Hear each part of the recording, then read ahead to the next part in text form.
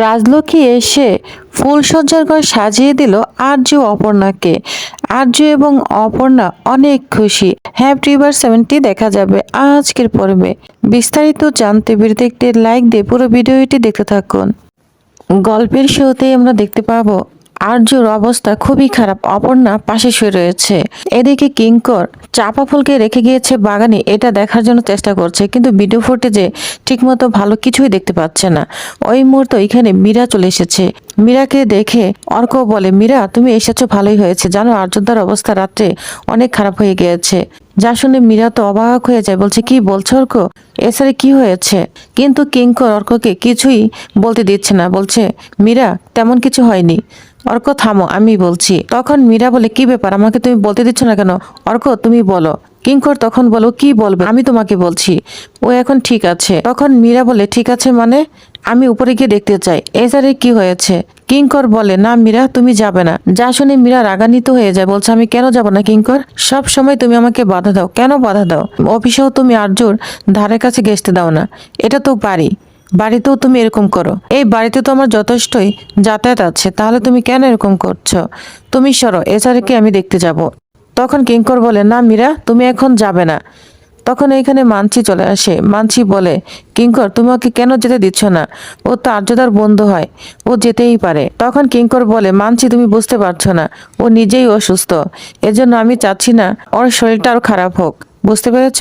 তখন মীরা বলে, কিঙ্কর আমি ঠিক আছি, আর আর্যর জন্য কিছু করতে পারলে আমার নিজের শরীরের দিকে আমি ভাববো না, বুঝতে পেরেছ? এটা বলে মীরা উপরের দিকে উঠে যায়। অন্যদিকে কিঙ্কর তো ভয় পেতে থাকে। এদিকে মীরা আর্য রুমে গিয়ে দেখে আর্য এবং অপর্ণা একসাথে রয়েছে। ওদেরকে দেখে মীরা তো আঁতকে ওঠে, কারণ অপর্ণা আর্যকে ধরে শুয়ে আছে।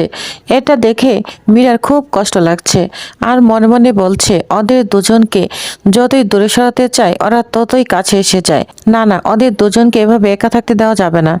তখনই এসআর বলে ডাকতে থাকে মীরা। ঘুম ভেঙে যায় অপর্ণার। বলছে, মীরা ম্যাডাম আপনি? তখন বলে, হ্যাঁ আমি শুনতে পেলাম আর্যর খুব খারাপ অবস্থা, তাই আর্যকে আমি দেখতে এসেছি। তখন অপর্ণা বলে, এই বলে রুমের ভিতরে চলে আসবেন?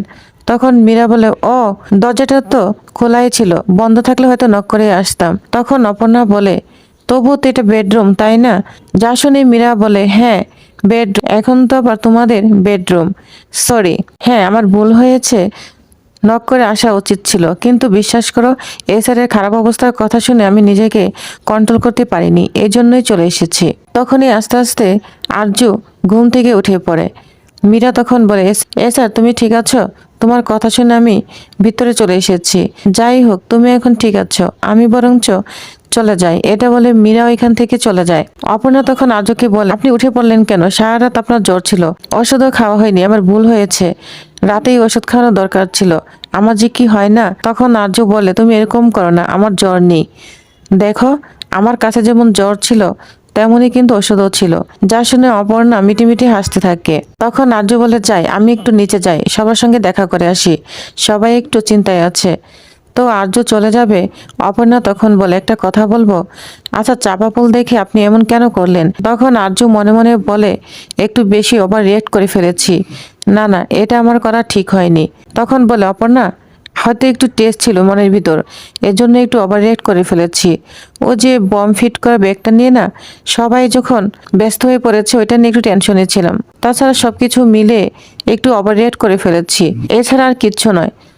অপর্ণা বলে, ঠিক আছে আপনি না বললে আমি আপনাকে জোর করব না, তবে নিচে যাচ্ছেন তো আটকাবো না, তবে একটা অনুরোধ করছি একটু ফ্রেশ হয়ে যান। আর্য তখন বলে, ঠিক আছে। তখন অপর্ণা খুশি হয়ে যায়। এদিকে মীরা নিচে চলে এসেছে। অর্ক মানছি সবাই বলছে আর্য এখন ভালো আছে। মীরা একটু রাগান্বিত হয়ে বলে, হ্যাঁ ভালো আছে, অপর্ণা আছে ক্যারিং করছে। আচ্ছা বলো তো অ্যাকচুয়ালি এসে রাতে কি হয়েছিল? তখন মানসি বলতে যাবে, কিঙ্কর বারবার বাধা দিচ্ছে। তখন এইখানে আর্য চলে আসে। অর্ক বলে, তো আর্যদা চলে এসেছে, আর্যদা তোমার শরীর এখন ভালো? তখন বলে, হ্যাঁ এখন একটু ভালো আছি। তখন কিঙ্কর আর্যকে বলে, আর্য তুমি কেন নিচে নেমে আসলে? তোমার শরীর অবস্থা ভালো নয়। তখন আর্য বলে, আমি ঠিক আছি। তখন আর্য কারো কোনো কথায় পাত্তা না দিয়ে কিঙ্করের সঙ্গে একটা কাজের কথা বলছে। আর এদিকে মানসি বলছে, আজকে আমাকে জানতেই হবে, আর্যদা যতই কথায় পাত্তা না দিক, আজকে আমাকে সঠিক কথা জানতেই হবে। তখন মানসি বলে, আর্যদা আমি একটা প্রশ্ন করতে পারি? আচ্ছা কালকে চাপা ফুল দেখে আপনি তো রিয়েক্ট কেন করলেন? ওই চাপা ফুল আপনার কি সমস্যা রয়েছে? তখন তো আর্য অনেক রাগান্বিত হয়ে যায়। মানছি তুমি তো দেখছো আমি কাজ করছি বা কাজের কথা বলছি, তুমি কেন বারবার এক প্রশ্ন তুলছো? তোমার কি এক কথা বারবার না তুললে হয় না? তখন এখানে অপর্ণা চলে আসে। অপর্ণা এসব দেখে তো অবাক হয়ে যায়। তখন মানসি বলে এই তো অপর্ণাও চলে এসেছে। ও তো জানতে চায়। আর তাছাড়া কালকে ওই বন্ধ ঘর থেকেও চাপা ফুল চলে আসছিল, যেটা অপর্ণা দেখেছে। কিঙ্কর তখন বলে হয় তোর মনের ভুল, এজন্যই দেখেছে। তখন মানসি বলে অবশ্যই মনের ভুল না, তাহলে যদি মনের ভুল হতো ওই ঘরটিকে সে দেখতে পেত?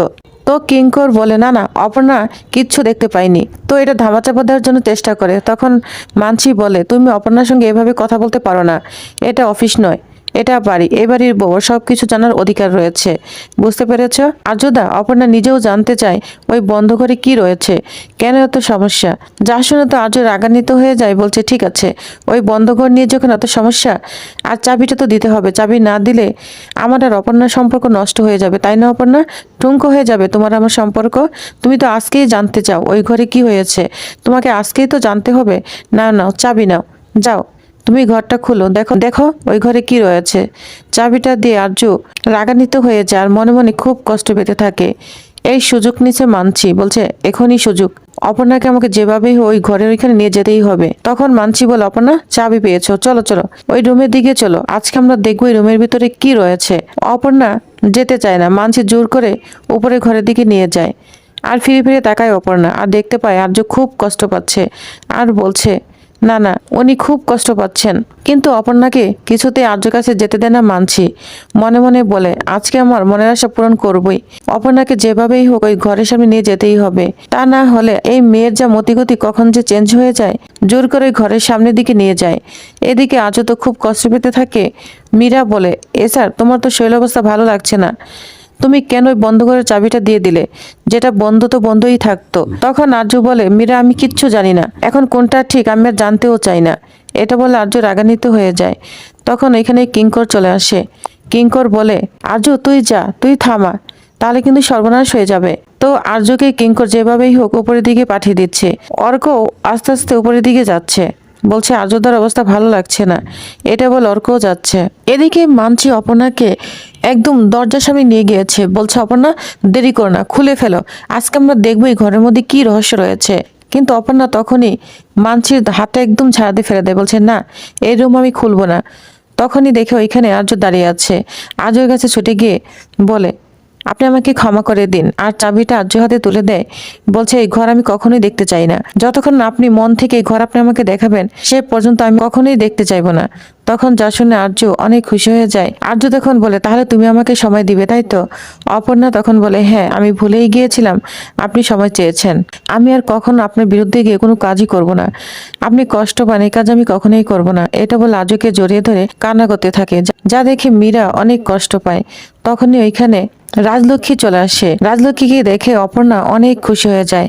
তখন বলে মানছি জানো তো আর্যের বিছানা একদম সুন্দর হয়, এত বছর ধরে তুমি বউ হয়ে আছো এই দরজাটা কখনোই দেখতে চাওনি, তাহলে অপর্ণা কেন আজকে দেখতে চাইবে? তুমি যখন পেরেছো এই ঘরটা না দেখে থাকতে, তাহলে অপর্ণাও পারবে, বুঝতে পেরেছো? তখন তো মানছি অবাক হয়ে যায় রাজলক্ষ্মীকে দেখে। অপর্ণা এসে রাজলক্ষ্মীকে জড়িয়ে ধরে আর অর্ক অনেক খুশি হয়ে যায়।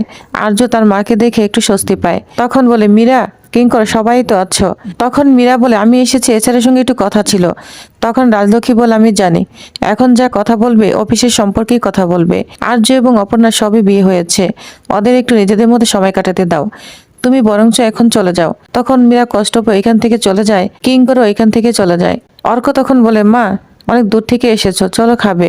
রাজলক্ষ্মী তখন তার কাজের মানুষগুলোকে ছুটি দিয়ে দেয়, বলছে আজকে তোমাদের কোনো কাজ করতে হবে না। তখন ওরা বলে ম্যাডাম তাহলে খাওয়া দাওয়া কিভাবে হবে? তখন অর্ক বলে মা তাহলে কি আজকে বাইরে খাবে? রাজলক্ষ্মী বলে না বাইরে খাবো না, বাড়িতেই খাবো, কারণ আজকে রান্না করবে আমাদের বাড়ি দুই বউ রান্না করবে, আমি খাবো। যা শুনে অপর্ণা অনেক খুশি হয়ে যায়। তখন বলে হ্যাঁ মা আমি রান্না করব। কিন্তু মানছি কিছুতেই রাজি হতে চায় না, বলছে আমি কখনোই রান্না করিনি, 5 নম্বর কলোনির মেয়ের পক্ষে সম্ভব, আমার পক্ষে সম্ভব নয়, কারণ আমার মা বাবা কখনোই আমাকে রান্নাঘরে যেতে দেয়নি, তাহলে আমি কিভাবে পারবো? একথা শুনে আজ তো রাগান্বিত হয়ে যায়, বলছে মানছি একটা লিমিট রয়েছে, বুঝতে পেরেছো? তুমি তোমার লিমিটের বাইরে চলে যাচ্ছ। তখন মানছি বলে আমি ভুল কিছু বলিনি, যা সত্যি তাই বলছি। অর্ক তখন বলে তুমি কেন এমন করছো? সিস রাজি হয়ে গেল আর তুমি কেন রাজি হচ্ছ না? চিজ তো অনেক ছোট তাই না? তখন মানসি বলে আমি যেটা পারি না সেটা কিভাবে পারবো বলো তো? অপর্ণা তখন চলে আসে, বলছে চলুন আমি আপনাকে শিখিয়ে দেবো, আমি আছি তো, আপনি কিচ্ছু করতে হবে না, আপনি শুধু আমার পাশে দাঁড়িয়ে থাকবেন। তো জোর করে মানসিকে ওইখান থেকে নিয়ে যায়। তখন রাজলক্ষ্মী আর আরজু অনেক খুশি হয়ে যায়।